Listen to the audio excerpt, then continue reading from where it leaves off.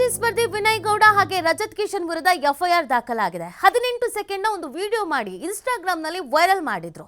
ಈ ವಿಡಿಯೋದಲ್ಲಿ ಶಸ್ತ್ರಾಸ್ತ್ರಗಳನ್ನ ಬಳಕೆ ಮಾಡಲಾಗಿತ್ತು, ನಿಷೇಧಿತ ಶಸ್ತ್ರಾಸ್ತ್ರಗಳನ್ನ ಬಳಕೆ ಮಾಡಲಾಗಿತ್ತು.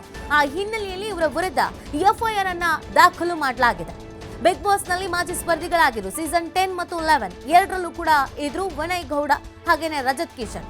ಶಸ್ತ್ರಾಸ್ತ್ರ ಕಾಯ್ದೆ ಅಡಿಯಲ್ಲಿ ಬಸವೇಶ್ವರ ನಗರ ಠಾಣೆಯಲ್ಲಿ ಇದಕ್ಕೆ ಸಂಬಂಧಪಟ್ಟಂತೆ ಪ್ರಕರಣ ದಾಖಲಾಗಿದೆ.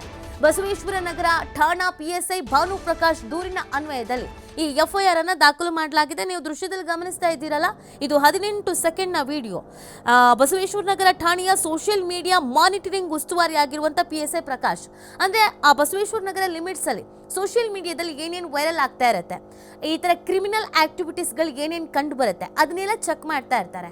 ಅವ್ರ ಕಣ್ಣಿಗೆ ಬಿದ್ದಿದ್ದು ಈ ವಿಡಿಯೋ ನೋಡಿ. ಇದು ನಿಷೇಧಿತ ಮಾರಕಾಸ್ತ್ರ. ನೀವು ಕೇಳ್ಬೋದು, ಅಯ್ಯೋ ಈ ತರ ಮಚ್ಚನ್ನು ಇಟ್ಕೊಂಡು ರೋಡಲ್ಲಿ ಓಡಾಡಂಗಿಲ್ವಾ? ನಾವು ಕಾಯಿ ಕಡಿಯೋದಕ್ಕೆ, ಮಟನ್ ಕಡಿಯೋದಕ್ಕೆ ಎಲ್ಲ ತೆಗೆದುಕೊಂಡು ಹೋಗ್ತಾ ಇದ್ರೆ ನಮ್ಮನ್ನು ಅರೆಸ್ಟ್ ಮಾಡಿ ಒಳಗೆ ಹಾಕ್ಬಿಡ್ತಾರ, ಕೇಸ್ ದಾಖಲು ಮಾಡ್ತಾರ ಅಂತ.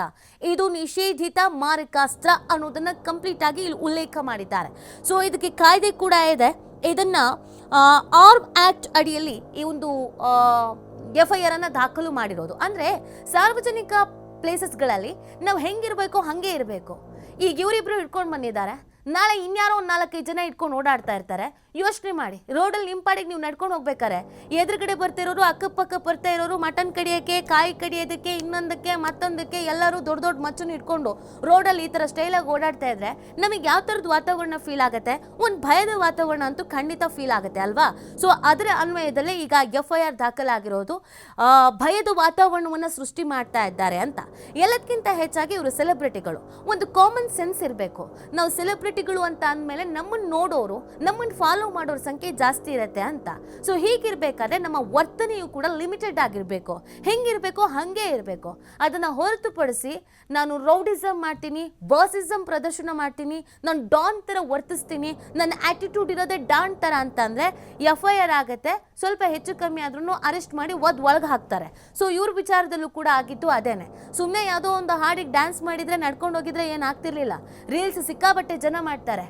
ಆದ್ರೆ ಓವರ್ ಆಕ್ಟಿಂಗ್ ಮಾಡಿದ್ಯಲ್ಲ, ಓವರ್ ಆಟಿಟ್ಯೂಡ್ ಪ್ರದರ್ಶನ ಮಾಡಿದ್ಯಲ್ಲ, ಸೊ ಇದು ಈಗ ಸಮಸ್ಯೆ ಉಂಟಾಗಿರೋದು. ಮತ್ತು ಸಿನಿಮಾಗಳಲ್ಲಿ ಮಾಡ್ತಾರಲ್ಲ, ಸಿನಿಮಾ ಹೀರೋಗಳು ಮಾಡ್ತಾರಲ್ಲ, ಅವ್ರ ಮೇಲೆ ಯಾಕೆ ಕೇಸ್ ಆಗಲ್ಲ ಅಂತ ಅಂದ್ರೆ, ಯಾವುದೇ ಶೂಟಿಂಗ್ ಮಾಡಬೇಕಾದ್ರೆ ಪರ್ಮಿಷನ್ ತೆಗೆದುಕೊಂಡಿರ್ತಾರೆ. ಸಾರ್ವಜನಿಕ ಪ್ರದೇಶದಲ್ಲಿ ನಾವು ಶೂಟಿಂಗ್ ಮಾಡ್ತಾ ಇರ್ತೀವಿ ಅಂತ. ಇದು ಶೂಟಿಂಗು ಅಲ್ಲ, ಮತ್ತೆ ಪರ್ಮಿಷನ್ ತೆಗೆದುಕೊಂಡಿಲ್ಲ. ಹೀಗಿರ್ಬೇಕಾದ್ರೆ ಇಬ್ರು ಮೇಲೂ ಕೂಡ ಎಫ್ಐಆರ್ ಅನ್ನ ದಾಖಲಿಸಿಕೊಳ್ಳಲಾಗಿದೆ. ಸೊ ಇವರಿಬ್ಬರ ವಿರುದ್ಧ ಆಕ್ಷನ್ ಆಗಬೇಕು ಅನ್ನುವಂಥ ಕೂಗು ಕೂಡ ಈ ವಿಡಿಯೋವನ್ನ ವೈರಲ್ ಮಾಡಿದಾಗಲೇ ಆಗಿತ್ತು. ಬುಜ್ಜಿ ಅನ್ನುವಂಥ ಇನ್ಸ್ಟಾಗ್ರಾಮ್ ಐಡಿಯಿಂದ ಈ ವಿಡಿಯೋ ಹಾಕಲಾಗಿತ್ತು. 18 ಸೆಕೆಂಡ್ನ ವಿಡಿಯೋ ಈಗ ಡಿಲೀಟ್ ಆಗಿದೆ.